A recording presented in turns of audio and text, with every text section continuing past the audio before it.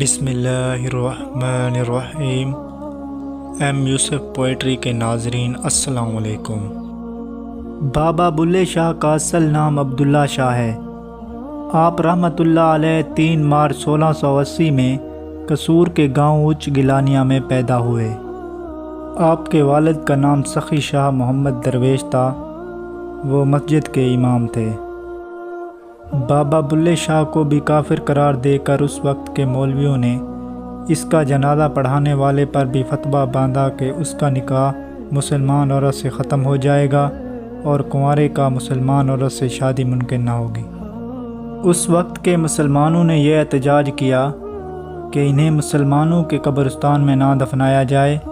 پھر آپ کی نماز جنازہ خواجہ سراء نے پڑھائی اور انہیں قصور کے قبرستان سے 2 میل دور ویرانے میں دفن کر دیا گیا۔